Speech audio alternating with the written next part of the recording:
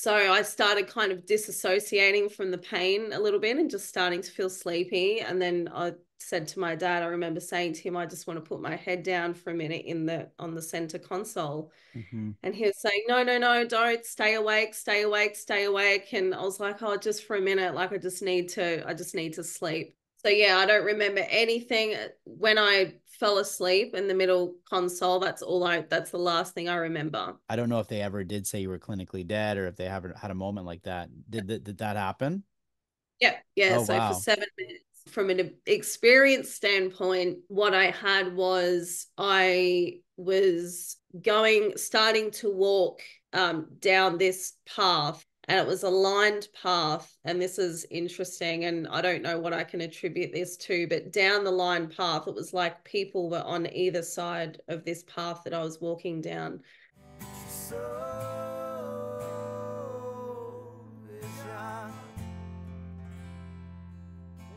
No, I don't think so. Just roll with it and just see what happens. Go with And it. like Okay. you said, just edit Sounds it. perfect. Oh my gosh, that mirror just freaked me out. Somebody just walked by your. I seen. Oh yes. I just went. Am I seeing spirit? What's happening? We haven't even dived in yet. Okay, so no. Hello. That's pretty funny. That's too Oh, funny. that's funny. I Yeah, just he's saw. not I here saw. Yeah, I anymore. saw someone walk by and I didn't know what I was looking at. Okay, Oh, that's so funny. I didn't think of that. We've got a shared office, so how that's funny. okay. I want to welcome everybody back to another episode of The Soul Inspired. Today we have Natasha Black with us. She has had a near-death experience. So we're going to dig into that and all things spirituality. So first of all, thanks so much, Natasha, for being with us today. Oh, thank you for having me. It's always nice before we talk to talk. Sometimes I jump on these and it's like we get right to it. We got to talk a little bit Yep. before we started. So we got to know about each other a little bit. You were in Australia, so Hmm. across the world, but we're here talking, and that alone is amazing. If you really think about it, like we couldn't do this, what, 20 years ago, 15 years ago, maybe? I don't know. Right. It's pretty wild. It's pretty It wild. is So wild. Yeah. It's um, amazing. one of the first questions I always ask everybody is if you think about your life experience, so you living your life, doing all the things you do, and we can talk about the near death experience when it happened.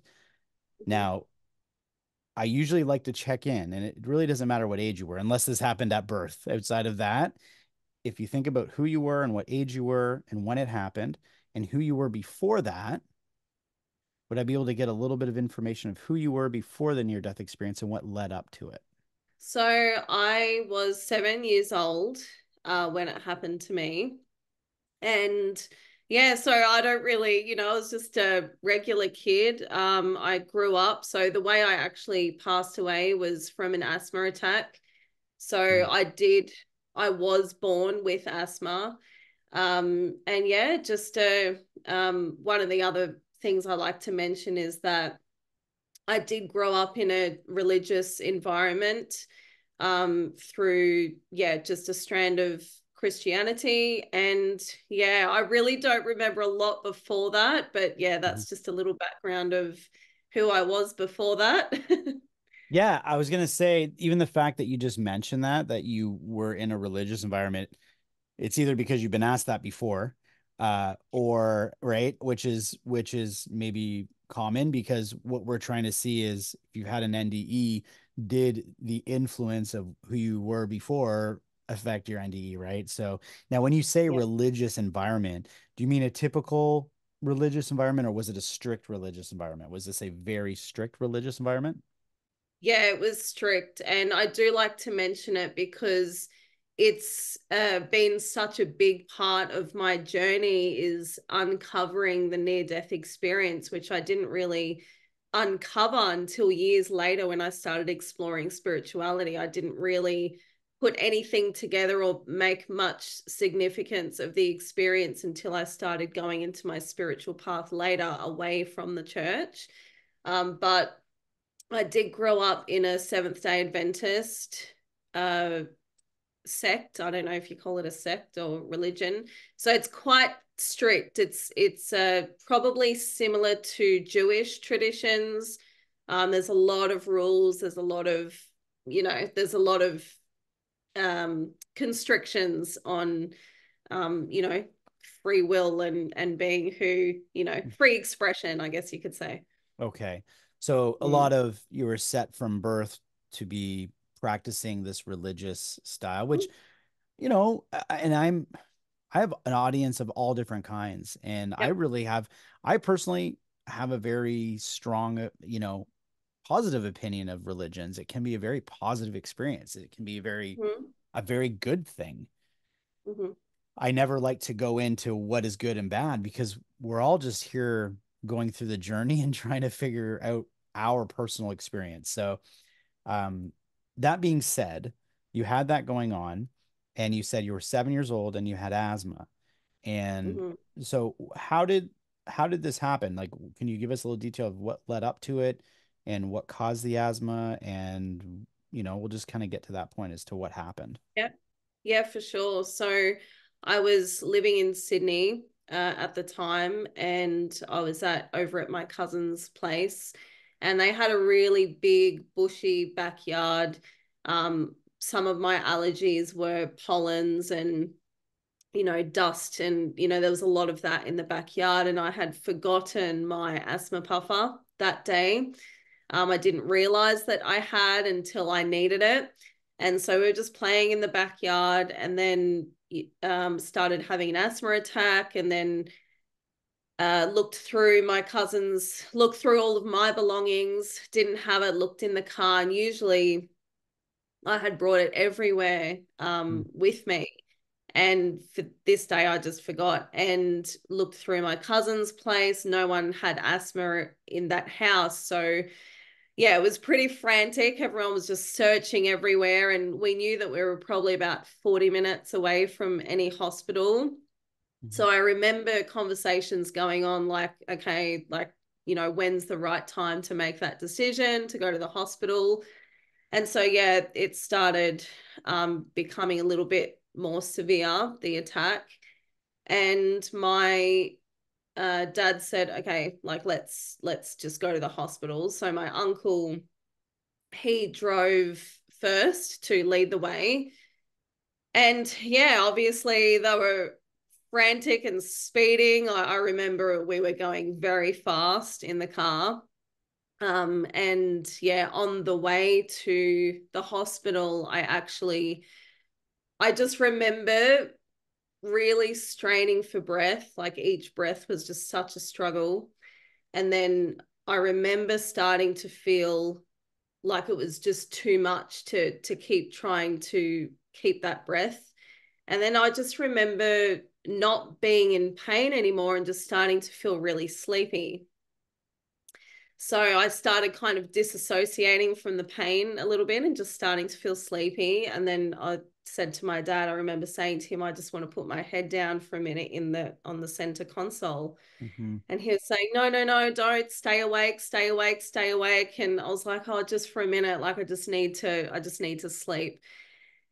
And he's like, no, and he's yelling. I remember it was like a muffled yell I could hear. It was very distant. Mhm. So I'd already obviously had started coming out of that experience and putting my head down. And my dad said that then he started noticing that I was foaming at the mouth, my eyes rolled back into my head, and then it was okay, what do we do now? Because I think they were still about 20 minutes away from the hospital at that stage.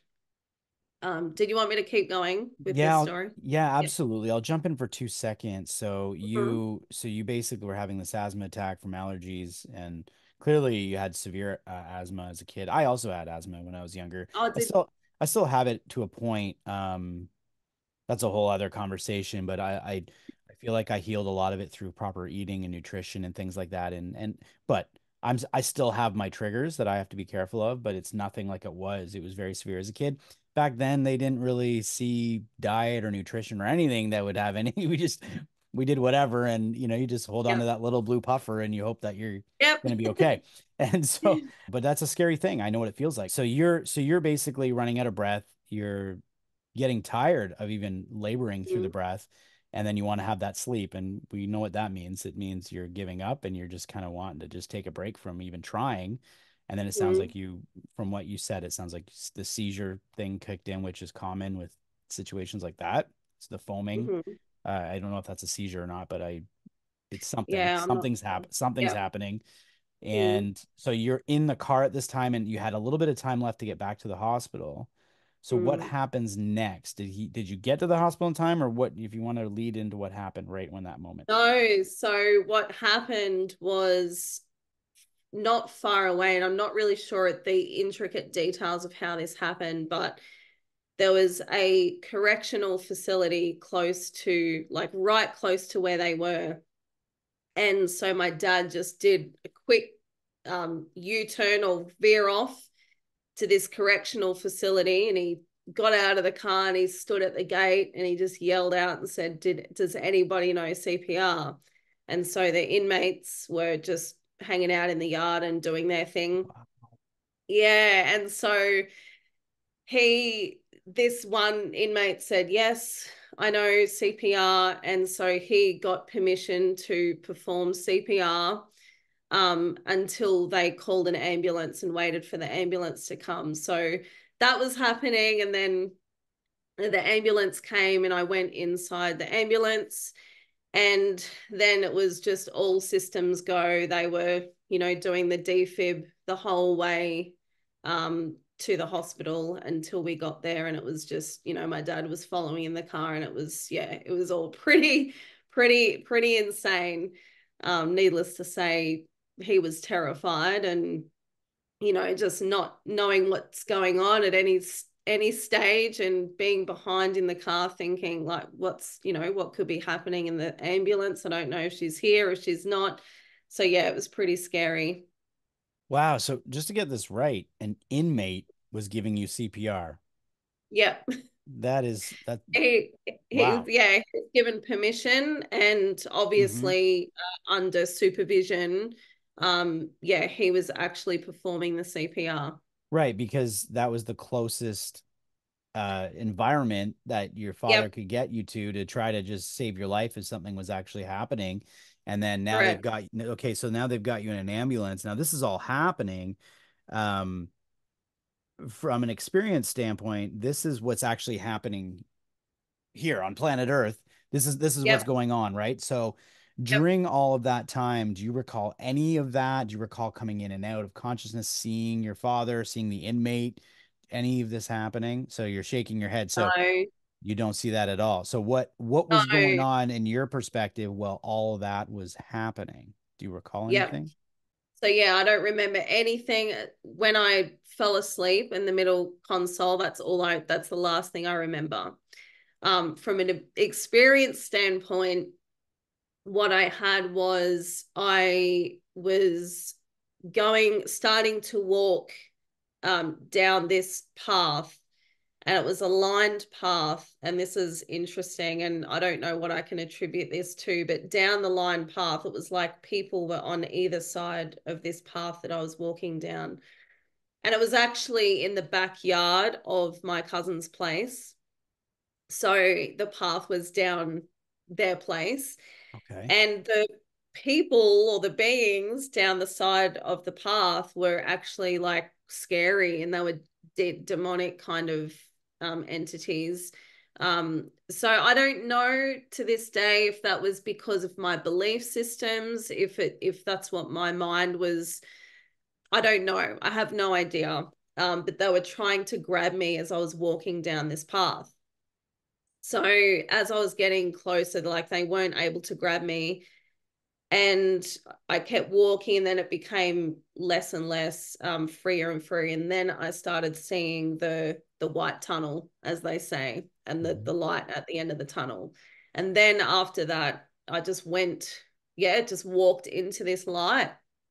And then I remember at one point, I don't know exactly when it was, I remember being above my body in the hospital, and I could see all the doctors around me working on my body. They were doing the CPR, like, everything was pretty frantic. And so I do remember that at one point as well. Mhm. And apparently afterwards, after I'd come to, I recalled a conversation that my dad had with the doctor in the hallway. And he said to me, I don't remember telling him this, but he said, "What you told me is exactly what we were talking about." And he said, "There's no way that you could have known that." And he's like the biggest skeptic of ever. Like if there's a definition of skeptic, that is him. Right. So yeah, so he just said, I can't explain that. I just don't know how you could have known that information because you were on the table in the operating room and they were actually telling him that we don't really think she's going to make it. Or if Mhm. she does make it, she will probably have brain damage. So yeah, that's the next part of the journey. I don't know if you want to stop and if you want to unpack something. Yeah, let's unpack it just for a moment. So, thanks for sharing that. By the way, that's I mean, it's been years probably since since you're 7, you were just a kid at the time, but I'm sure it was a that was quite a moment to go through. So, what I find really interesting was this walk that you went through the with these creatures or whatever it was that you were dealing with. And I never really like to dive too deep into the dark sides of NDEs because it's scary for a lot of people. But the interesting thing is it's not the first I've heard of this. There's been many Mhm. people I've talked to and seen videos of where they, as soon as they first pass, they're being, these energies around them trying to get them, and they're like Oh, really? trying to almost, they can't really get to them, but they're kind of going down this path, and the next thing you know, they're going more into the white light, and it's a positive experience. And it makes me wonder if that's kind of like I don't know for sure if that's an in-between state you were in. I don't know what you feel. Like you said, it could have been around the religious context that was happening in your life at the time. I don't know. Like you were also 7 years old, so you were Yep. just learning about life. You might have had some energy that was going on. But I want to know what your feelings were about that. Do you have any insight as to what that could have been? Not really. I haven't really spent a lot of time thinking about that because I don't know if there were certain beliefs that I had around death and what happens, as I knew it from a child. It's like when you die, you die. You're either going to hell or you're going to heaven. Hmm. That's what I understood. So I haven't spent a lot of time really unpacking that, but I do wonder sometimes. I wonder if it was just what my subconscious was, thinking or projecting what it could have been. Hmm. Um, or if it was between dimensions. I'm not sure. Hmm. I couldn't say. I don't really have a feeling on that. That's one of the parts of the experience that I don't really have feeling or clarity around too much. Yeah. Yeah. Yeah, and that's the thing. And just because you are the experiencer doesn't mean you have all the answers. But it's interesting to hear that. You're the first that's had that I've interviewed. So Mm, that's interesting. okay. So, but it happens often because I've watched videos on it that it's happened to. So it brings up a whole different area. Now, you did go into a white light at some Mhm, point. You said you were walking towards this white light. And then when you're telling the story, all of a sudden you kind of jumped into the part where you were over top of your body. Do you mhm. recall anything in between any of that? Like, do you recall like you go into this white light and then all of a sudden you're back above your body? That's what you recall? Yeah, I'm not sure which way it happened. I'm not sure if there was a linear way that was experienced. I just remember it kind of being jumped in and out of certain ways. So maybe because I was 7, I don't remember exactly the sequence of how it happened. I just remember at one stage being on top of my body and seeing everyone, just frantically working on my body. And when I was above that, I was very detached from, I knew it was me, and I knew it was me that was suffering in inverted commas, but I didn't feel the suffering. I didn't feel even attached to me not being there Mhm. or me not possibly making it through. There wasn't that feeling of, oh, if I don't make it through, like it just, yeah, I was very detached from seeing that all play out. You were very detached. Did you feel the energy in anyone or around you? Do you recall feeling the energy of the doctors or any of that kind of stuff? Did anything, if you really try to recall that, does any of that come back? Yeah, I mean, I felt everything in the room. I felt, the panic. I felt everyone just trying their best to just make this happen and pull through. I could feel, the energy of my dad, like even my mom, at back at the house, like I could feel everything.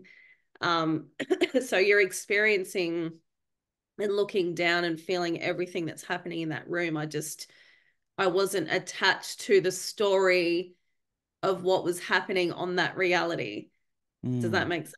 Yeah, it does. It's almost like you're just watching the movie, but you Yeah. could be, yeah, a lot of times it comes up that people see that and they go, okay, I've kind of had enough of that. Where do I go now? It's kind of like, I don't know what I'm looking at, but I have no, like, whatever that is, a lot of people are just like, I don't even want anything to do with it. And a lot of Mm. times at that point, they then go on to this next level and it can get really intense and they have to make a decision. And sometimes they have life reviews and all these different things, right? So Yeah. that can happen. So now you did recall also your father talking to the doctor in the hallway, which also shows you that you were not in your, I mean, we don't know if you were in your body, but I don't think so unless you could overhear it. So you Yeah. had at this point, did you feel just even just talking to me right now, do you feel that you were definitely not in your body at that time? Yeah, I was not in my body at that time. And I've since being on my spiritual journey, I've had meditations where I've actually been looking down on my body Mm, and had the same feeling. So I know that it's just a dimension of me that was split off from this physical body. right. So the you that Yeah. is beyond this. Yeah. And there's times even in this physical life while you're living, you're Mhm. able to experience that. And Yeah. same thing when people have, say, lucid dreams or they out of body experiences and things like that, Yeah. right? They have these experiences. So That's right. interesting. So what kept happening after that? So you're above your body and you're watching this unfold and yeah, go ahead. What happened after that? Yeah. So, again, that was just a flash of a memory that I had from that experience. And then I just remember being in the white light. So now I'm in the white light. I would assume that's when I was clinically dead, for 7 minutes. Maybe it was all happening simultaneously. I don't know. So yeah, I was in the white light. And I have listened to other experiences like this since my own, and everyone explains it, or most people that I've heard explain it the same way. You're in a space of everything and nothing. It's like this pure love, bliss feeling, where everything, and everything exists like at the click of a finger.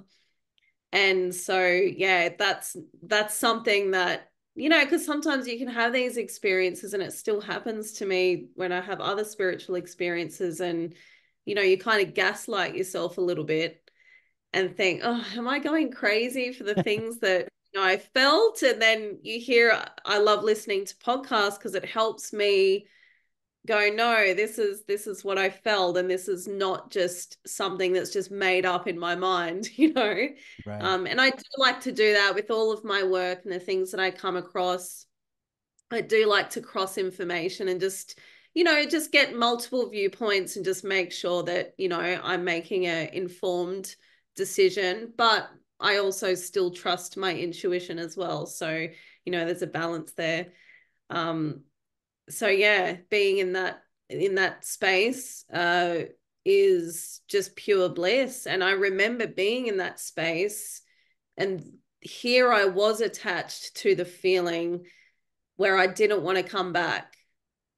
Mm, And I okay. was saying, oh, that this is amazing, like I don't want to go back. I don't want to go back, but I wasn't Mm, attached to who I was leaving behind.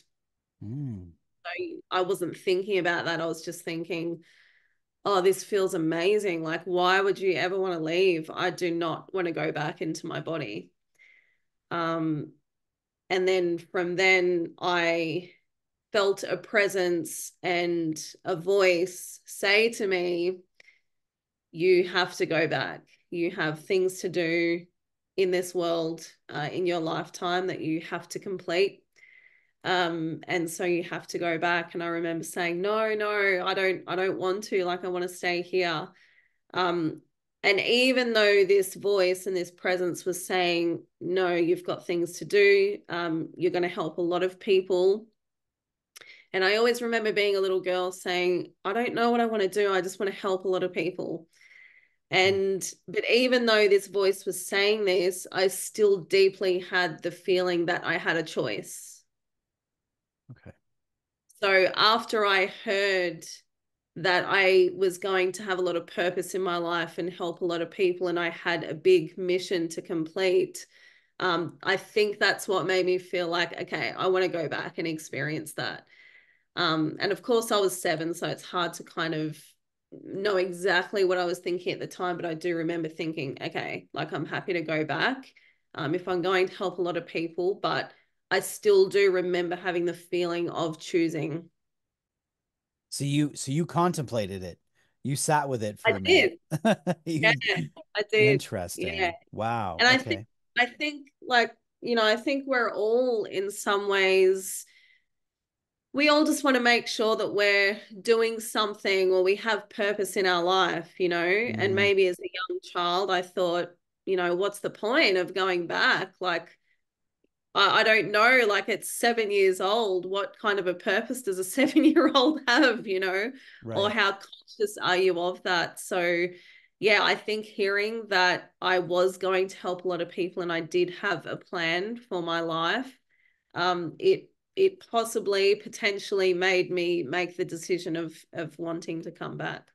There's you said the purpose thing, and that's that's what's really interesting is when people think of having a big purpose, they they probably immediately go to, okay, I need to affect millions of people, so I have to become a celebrity, or they go into this really large, Yeah, magnificent impact, but they don't realize that just their existence and the things that they yeah, can do in a small way, the ripple effect is yeah. massive. And I think I that's love where, that you. yeah, I think a lot of people get confused with that. So, just, Yeah, I love that you mentioned that because I talk about this a lot. And so I'm a healer, teacher, also a student, and a channeler. And, I help a lot of people in my work with purpose. And I'm always talking about, there's multiple purposes that we can have. And exactly like you said, like, one of them can just be, I'm just being me. I'm just being the fullest expression of who I need to be in any moment. But I have multiple. I have a purpose to be a good mum or a good wife or helping society, but also like helping myself and just being the embodiment of, the change that we wish to see. I know that sounds corny, but there's so many purposes and our purpose can change. It's not like this big one thing that's boxed into a career, that we have to be on stage or write books or do all these things. So I love that you mentioned that. yeah. And you mentioned, so I really want to jump in for a minute here because you're in an interesting place right here. You go into the white light and you say something that I hear all the time with different experiences I talk to, that you were in a space of everything and nothing. And I had a conversation recently, and it'll be a later, well, actually, it probably would be out by the time your episode comes out. But we were talking a lot in regards to how nothingness scares the you know what out of me. Like when I hear when I hear someone say, "Oh, I loved being part of this nothingness," I'm like, "What? Like, what about all the things we do? Like, I don't want to be part of nothing. I want to be part of something." And it Yeah. there's and then you could tell, like, when I say this, sometimes the experiencer will kind of, okay, like they're like, okay, maybe I'm not explaining it correct. It's almost like there's certain parts of the experience that are really hard to explain in the human form. Like when Yeah. you say nothing, nothing to us means something bad, or the same with the word void. I get that a lot. I was in this void and it was beautiful. I'm like, a beautiful void. No, get me out of the void. I don't want to be in the void. Yeah. So there's this piece of me that doesn't understand the idea. So when I hear I was part of everything, well, that makes me feel a little more comfortable. So I don't know Yeah. why I go that way. Why do you think I go that way? Or do you have any idea, or can you explain what nothingness means? Or what do you mean by you were everything and nothing? Everything was. Yeah, I understand where you're coming from. Mhm. I think we all want to feel that we've got some significance in the world, you know, so nothing or void can feel a little scary. But from the void, everything is created, you Mm. know, like, you know, instead of a black hole or, you know, a dark womb, like life is created from that space. Um, But let me think. I just want to think about how to describe the nothingness. If I was going to explain it differently, I would say that you're not really attached. You're not attached to the experiences or the emotions or the um, dualistic nature of everything that we experience here. Mhm. Sorry, I'm doing my best trying to Yeah. explain this. Is it around ego? Like the ego of our, because I always find ego when I say, oh, it's my ego, it feels negative or something. I don't know why I feel that way, but it's because we all do have ego. We have this Yeah. attachment to Oh, things. yeah. That's part of being the Yeah. human experience. So Mm. maybe that's why it's difficult for someone like me, or maybe some people in the audience. Maybe some people are looking at me like, who's this Joe guy? Like I should be hosting the show but I'm just saying I still have ego, and maybe as a musician, and I don't mean like I'm the best. I mean ego Sorry. in regards to the things I like and the things Mm. I like to do, or the people in my life that I love and I'm attached to, or that's Yeah. all part of this experience.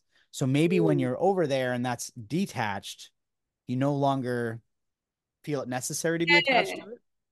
The best, yeah, I know what you're saying. And it's, you know, we're always and we're having more of these conversations where we're exploring multidimensionality and what that looks like. You Right. know, it's like this level where seeing and experiencing duality and the negative and the positive and all of this. So, you know, if I'm thinking about it further, um, the nothing is we're not experiencing the negative and the positive. It's just everything just is, you Mm, know, so it's everything and it's nothing.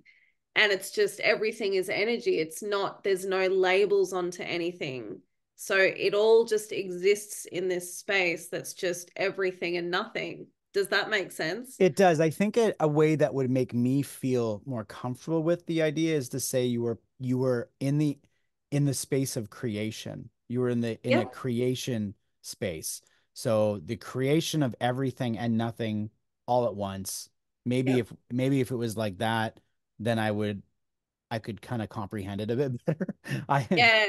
yeah. Yeah. And it's hard to explain what nothingness is, but that's just the space of everything is energy that life or creations came from in the first place. Mm, So I think even just, you know, redefining or opening your mind to what nothing, that the means connotation to that word, you know. And I right. love this too, like contemplating so many words where words just have connotations.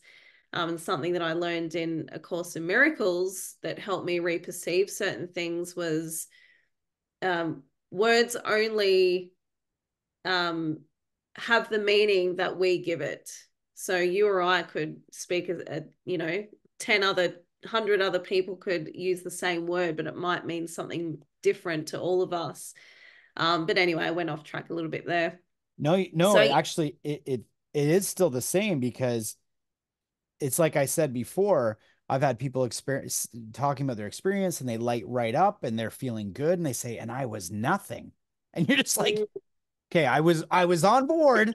I yeah, was really buying into this. And then all of a sudden you look excited about being nothing and you didn't want to be this person anymore. And I'm like, what is going on here? And it's very confusing.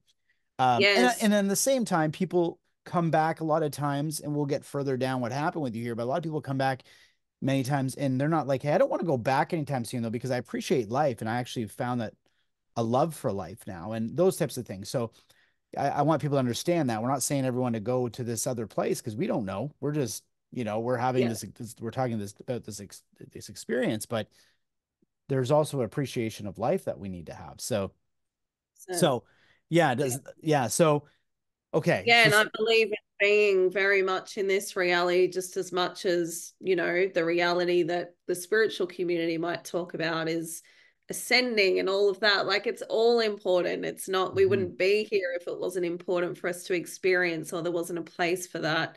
right. Yeah, I think if you just think of maybe just everything existing all at once, but that place of nothing is just really, it's just pure energy Mhm, where like it just has this feeling of if I wanted to manifest this, it'll just happen like that. It's just like you're just mm, pulling things out of thin air. Like that's the space that it feels like is everything exists um in this space of energy. Yeah. mhm.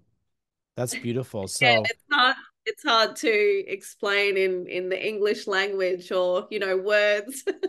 and this is what I mean. It's explosive, right? People, that's why a lot of people they feel like they've even the if you're learning or getting downloads of all kinds of things, you can only come back with so much. We're not meant to know all this. We're not meant to have all the answers because we're living this experience. So, but you are, I appreciate you explaining it in the way you are. So you're in this white light, you're experiencing this bliss, this love, and they're like, no, you got to go back. It's not your time, which is common. Mhm. And what happens after that? After you were told you're going back and you're in this white light, can you recall? Yeah, then I just remember um being hard back in my body. And I just remember laying in the hospital bed. So apparently for 3 days I was laying in the hospital bed. I remember sitting up and I remember seeing things around me, but they were saying that even in those 3 days, they weren't sure if I was going to have brain damage because I wasn't very responsive. Mm-hmm. Um, so I was kind of looking around. I could see other kids, and I knew my dad was there or my family was there talking to me. I could see everyone and understand what was going on. I just couldn't. It was like I couldn't communicate. It was almost like, if I was to explain it now, it was almost like I was integrating back into my body. Mm-hmm. And I was just like taking it all in and just going like, whoa, like processing everything that had happened. Right. Yeah, so it wasn't, I was still with it, but because I was not very responsive um, with words and everything, I wasn't speaking. The doctors were saying, yeah, she may have some brain damage from this experience. So, yeah. Right. And then as time went on, obviously you recovered and Yeah, I mean, here you sometimes are I today with me. question whether I did or not. Right. Right. Couple rapid fire questions. Okay. Yep, Um, do you remember what it felt like to come back, or were you just there? You don't recall not the really. actual re-entering into the body? No, I don't remember that. It's possible that if I did a hypno session, I could potentially recall that information, but I haven't gone that deep into it. I just remember being back in my body. It was just like, okay, now I'm here, now I'm there. Mm-hmm. And there's Yeah, probably other pieces of your experience you don't recall for different reasons, no doubt. right? And I'm sure Yeah, and there I'll is. do it one day. Yeah, I'll look into it more one day. Mm-hmm. I'm still uncovering pieces of this experience with other experiences and Mm-hmm. that I've had, and it's just, putting all the pieces of the puzzle together, but you can't do it all at the same time. As there's just a lot of information to kind of bring through. In that experience that you had, if you can, just the first thing that comes to you when I ask this question, how real did it feel there compared to this right now, this experience with you and I? How real did it feel? Mm-hmm. It feels just as real as what this feels. If you think about each night when you go to sleep and some nights you wake up and you have a dream and you wake up and you're like, oh, you tell your spouse or your friend about your dream or whatnot, right? So if we had a Mhm. scale and here's your dream and here's you now in your living state, where does that experience? Is it more on the side of what you and I right now or more on the dream side of things? Oh, that's a good question, actually. I've never heard anyone ask that before. I would say it's the same. For me, it feels like very much the same. Mhm. Um, it doesn't feel like one's more than the other. It just feels like it's just an experience. So it doesn't feel like it was more of like a dream type feeling. No, not really. Now, I think maybe now because I've been on my spiritual journey for a while, potentially it feels like it's all just experience. If I was asked that question maybe at a younger age, I maybe would have said that it feels more like a dream state. Hmm. Um, and I would only assume that because other experiences that I've had, I felt like it was a dream state at the time, that I didn't have any context around that Mm, experience.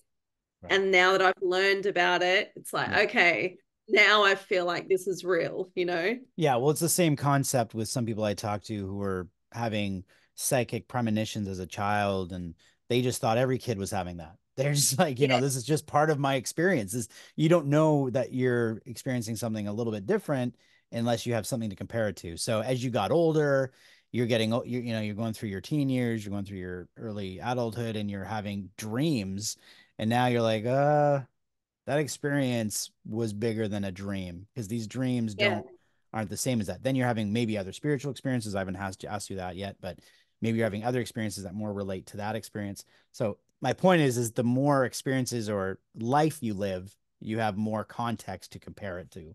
And yeah, I, yeah, I asked this question just because I'm trying to see if it is a dreamlike state or real. Most will right away say, "Oh, it's just as real as this," or some will even say it was more real, and they're trying mm, to explain what that means, and then we go down that rabbit hole.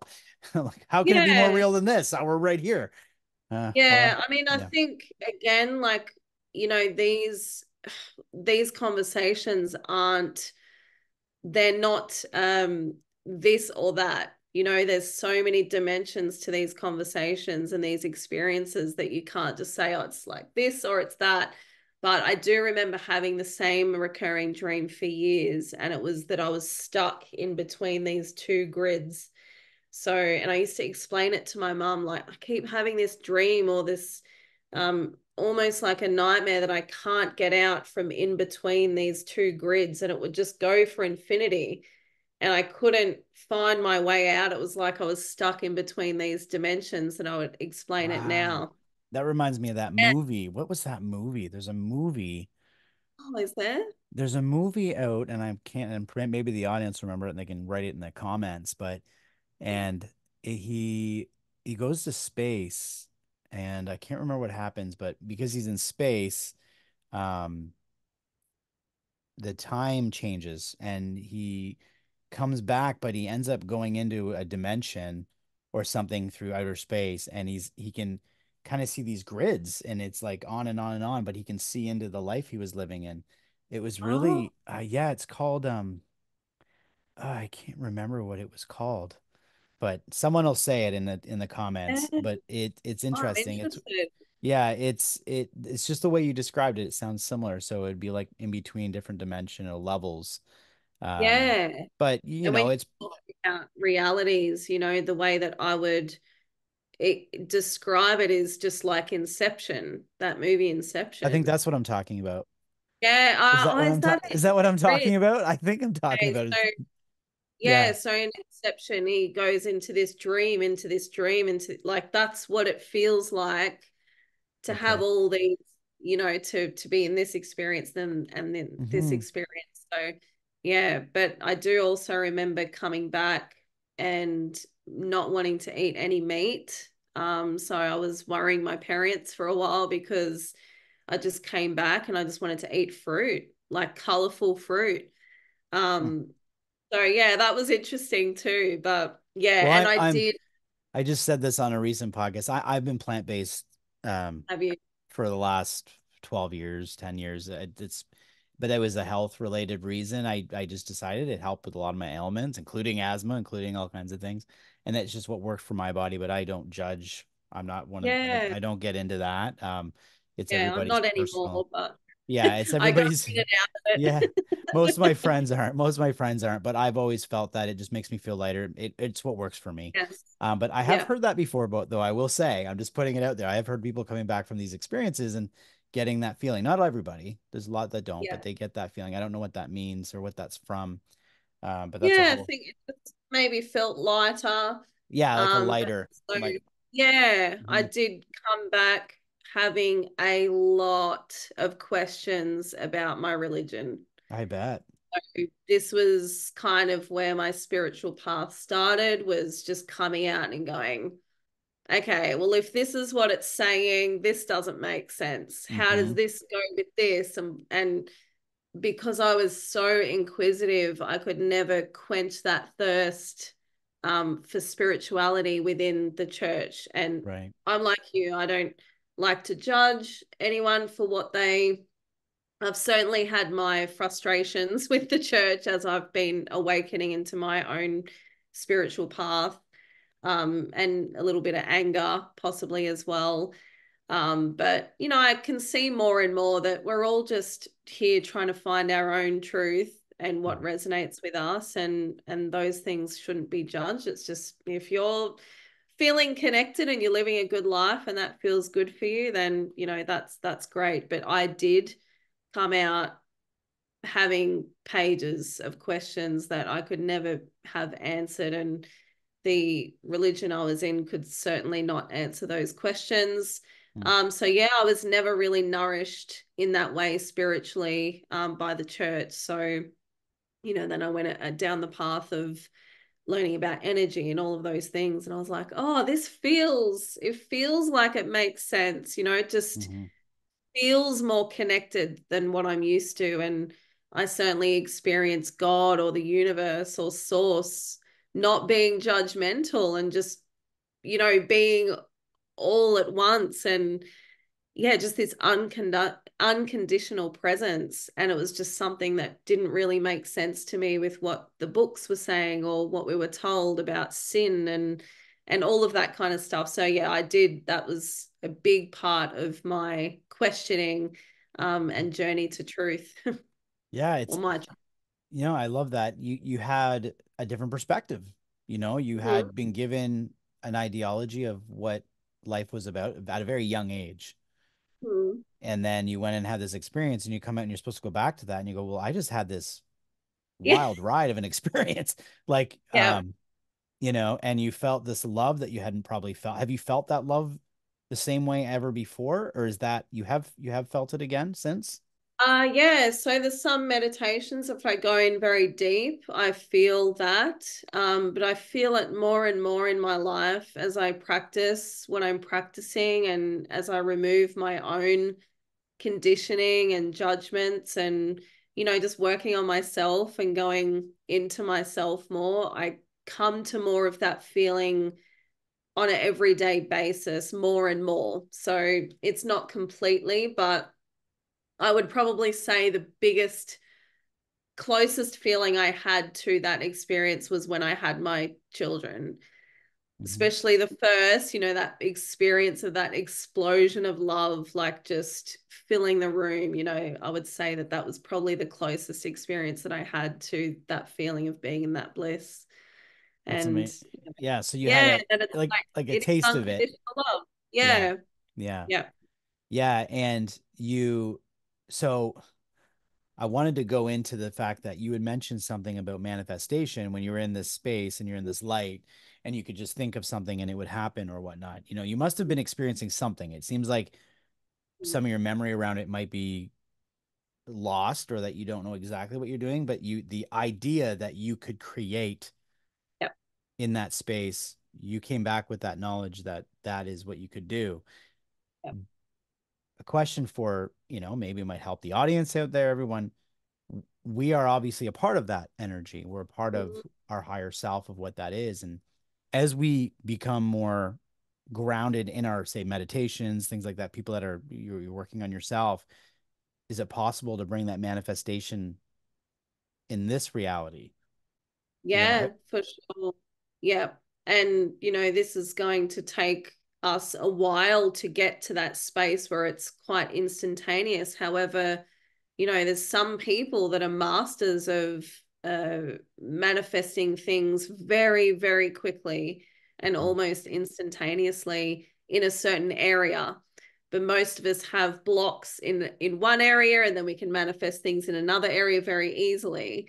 I'm still learning the art of manifestation in certain areas. So yeah, I think it's all part of this human experience as we're just learning how to bring it into all aspects and remove the blockages um, around our consciousness or, our beliefs and conditioning that stop us from doing that in the first place, because we're all already that.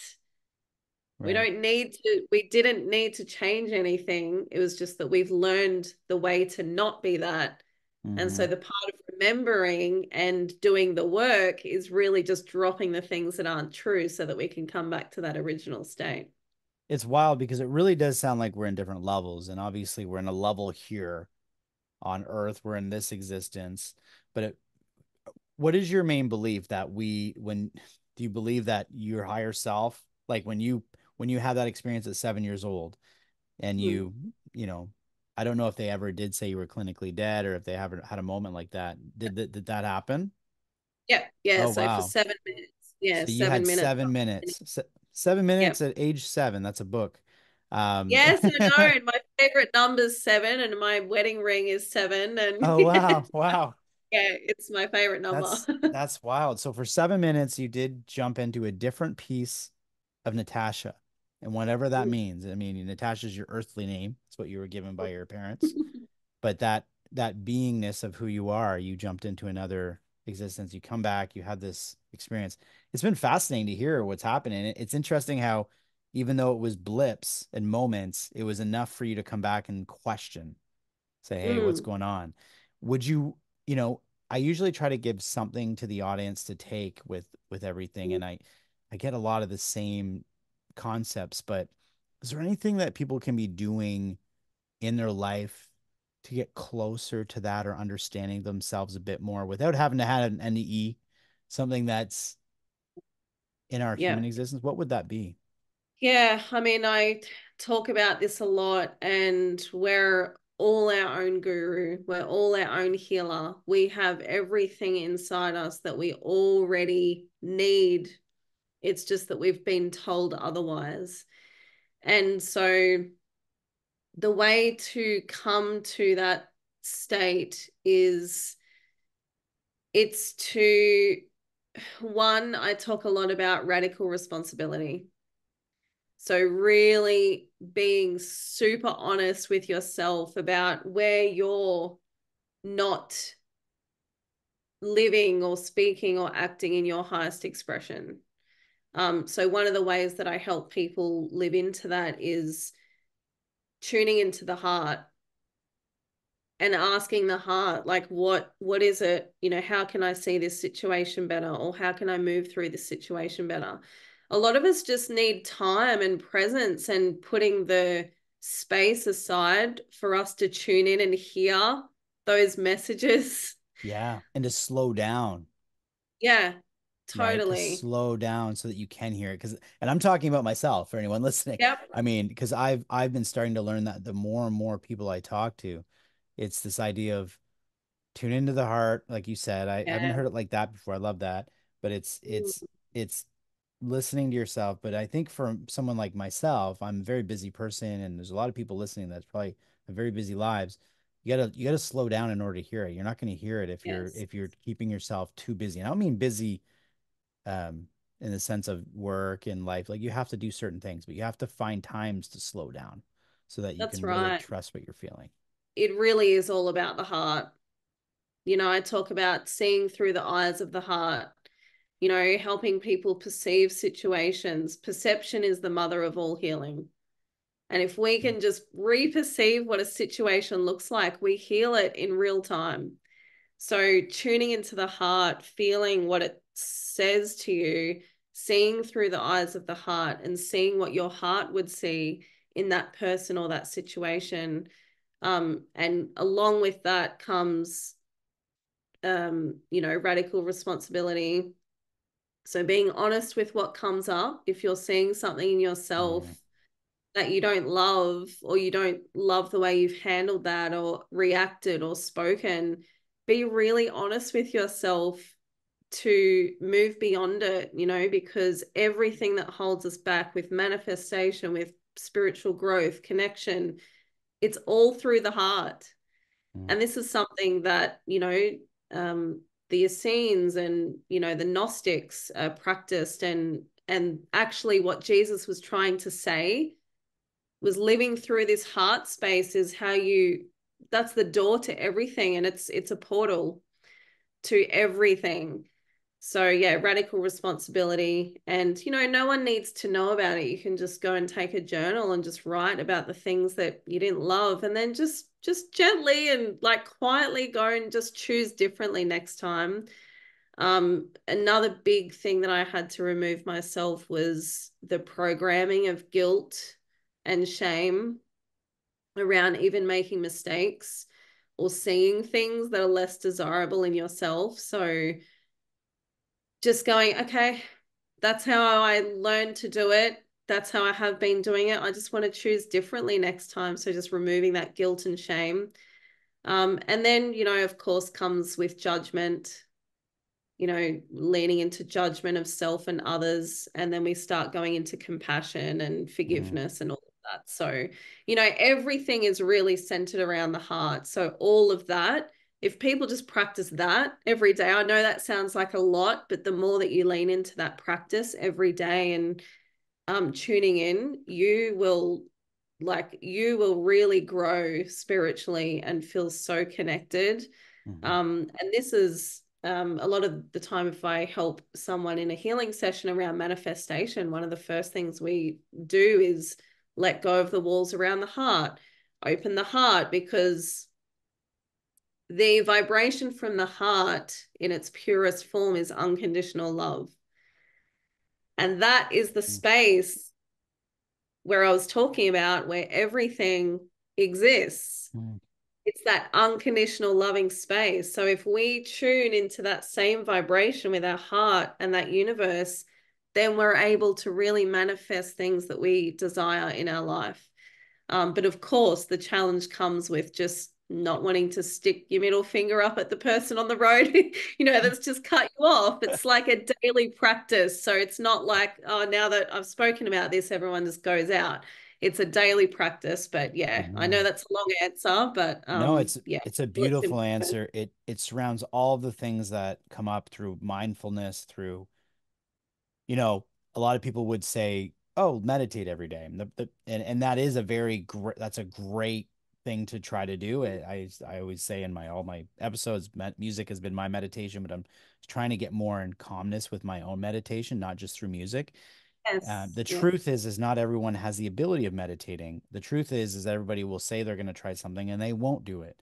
So Mhm. I like how you just put that out there. It's the first time I've had that in this way, and I'll tell you why. Because that's the reality, right? If I just go on each one of these episodes and tell everyone, yeah, just meditate and you'll be okay. Well, you could sit with yourself and yeah, you might get something out of it. But if you're thinking about the bills you have to pay, if you're thinking about what groceries you need to get, if you're thinking about that friend you're worried about, if that's going on, then you're not really meditating. Your mind is still busy. Yeah. And so that's a practice in its own, right? And people can get there. And I encourage people to try. I'm going to keep trying. But what I like what you did is this is something you can be doing throughout your day, right? It's being aware of your thoughts. And when those thoughts came up or that feeling of putting your middle finger up, yeah, okay. Maybe after you put your middle finger down, think, Yeah. how could I have done that different? And can you send Right. compassion and love to that person still? Because that's a very difficult thing for people to do. And I've done it. I'm not gonna lie. I've had Same. moments and I think, okay, it must be, I feel sad and sorry that individual is driving like that, or like what is going on in that person's life. I start with empathy. And if I can give Yes. empathy, then I can kind of move from there into every other nice feeling, because it's hard to Yes. just go from middle finger to I love you. It's it's Exactly. not realistic. You have to kind of try to Exactly. understand. And that's a difficult thing, right? It is. And I Yeah. think, with that, and this can move into the forgiveness conversation, is that, we just don't know all the sides of every story. We don't know what's happening in that person's life. And we are running on this program that we know all the information just when it's presented to us. Mm. And we don't. And so we make assumptions, then we make stories, then we separate from people. Then there's wars created. And that's obviously the macro of that feeling or that consciousness. So if we can just practice more of those feelings of trying to even understand, or just being aware that there is possibly another side to the story, um, we would be in such a different place, if we could just lean into that. And I'm the same. Like, even sometimes daily things happen. I'm like, damn, that frustrated me, Yeah. Or you might throw out a swear word. It's like a daily practice. It's not just you learn something. This is part of the embodiment, is the practice and the practice. And Yeah. where prayer comes in, or ritual, or meditation. And I believe in meditation in so many different forms. Nature is so powerful, but just contemplation. And with contemplation, I like to question everything. I like to question everything still, and things that even still feel true to me now and resonate with me with regards to my spiritual beliefs at this time. I still go on contemplation paths and question, okay, if that was not true tomorrow, if I was presented with different information, how would I feel about that? Am I Mm. attached to that being true or being right? So it's, yeah, a Yeah. lot of those things that I practice on the daily that just keep me on a good path. And yeah. So it's just having people go more heart-centered, Mhm. having empathy, having forgiveness, those types of feelings, and Yeah. try on a daily to do that. And you're gonna have Yeah. days you're gonna fall. You're gonna have days that you don't do it. Yeah. And but to keep trying to just get on that beat, I like the reprogramming idea as well, because you're right. We are programmed to think a certain way. Mm. And it's a lot of power to get out of that programming. So Totally.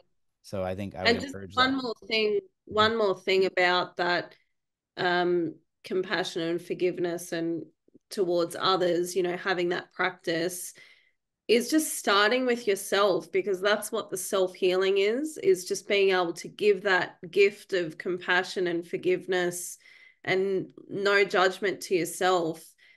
When you start with yourself first, you don't need to forgive the people on the road yet, just start with Mm. yourself. And then when you've embodied that in yourself, and you've done the work on really embodying that and healing what's within, it will naturally become more easy for you to do it with others. Wow. I love that. That's great. Mm, It's great. The other vision I had at one point when you mentioned that unconditional love and how part of us is like that, I had this vision of like a big ball of light being the unconditional love, and we're all part of that, and it's like there's a connection, almost like I don't know why I felt that way, but like connections to each person. We're all connected in yep. that. And to remember that, and Yep. we can lose focus on that. I understand that. That's part of the human 100%. experience. So now you said that you do healing, you work with people. Is there a way people can connect with you, or do you not, like, how do you do that? I don't know if you want to share that. Yeah, yeah, sure. So yeah, I offer a bunch of different services. I have an online mystery school, which is a membership, and I run a bunch of classes and online healings. I do online healing sessions. I also do mentoring, and I do in-person events here as well. So yeah, I can give you my website or my link tree if you want to, and people can just peruse, and see Sure. what resonates with them. But I'm also under Natasha J Black on Instagram if people want to follow me, and they can find all the information through there. And yeah, Perfect. Is the website Natasha Black as well, or is it something yes, similar? .com.au. Oh, okay. NatashaBlack.com.au. Oh, Yep. that's pretty easy. Okay. That's great. The last thing I think I want to thank you again for being on and talking about your Oh, thank experience and you. It's been fun. Like, I going feel through like we could chat everything. for another hour. I do. I feel like I could go in 100 directions. I always say that it's one of the hardest parts of doing this work is I'm connecting with like-minded people. The audience, a lot of the audience at Soul Inspired is like-minded, so I'm sure they'd love to hear more. And you never know, maybe there's another way we can connect again. Um, Yeah, I'd love to have a chat with you on mine too. So you're very welcome. oh, really? That's great. So Yeah, you have a podcast yourself? yes, yeah, it's What? called Remembering. I usually just riff my own thoughts and experiences, but sometimes I love having guests on as well. So it's a very fluid podcast, but it's really just about coming back to the self and remembering who we are truly, and just embodying these things and practicing and helping each other on our journey to remember who we are. I love that. It's just called Remembering.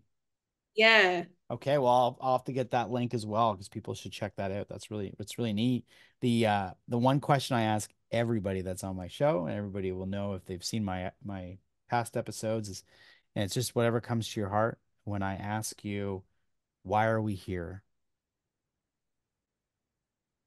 We're here to help each other ascend. We're here to help each other see what we are, through every experience that we share with others, whether it's family, whether it's discord with others. It's all to show us who we are and who we're not. But by knowing what we're not, we're also Mm. getting to know who we are. So, yeah. By getting to know who we're not, we're getting to know who we are. Yeah, so if we have experiences, discords with people or, things like that, we might think, oh, I don't want that experience, or that's not how I want to live. So from that experience, we come to the truth of who we are, or the highest expression of who we are, because we know we don't want that, so we're moving into the space where it feels more empowered to live in. So yeah, we're all just here to remind each other of our own power, and to help each other grow Mm. and know the self. I love that at the beginning of that you said we're here to help each other ascend. That essentially I haven't heard that, and that this is what's beautiful about when I'm talking to different people. They all have different answers to that. So I certainly hope my guests continue to not go and get answers by other people and just speak from their heart because this I can get all these different answers and they're all related to one another. It's around Yeah. love, ascension, growth, learning, and it's beautiful. So thank you so Yeah. much. I Oh, generally thank you. turn to the audience and say thank you so much to everybody that's been subscribing to the Soul Inspired. Please continue to like, share, and subscribe, and share these videos with someone that needs it. That's why we do it. And I'll continue to get people like Natasha on the show. Thank you so much for being on the show. And Thank you for having me, and thank you for your service and helping people understand who they are. So thank you for that too. It's a gift.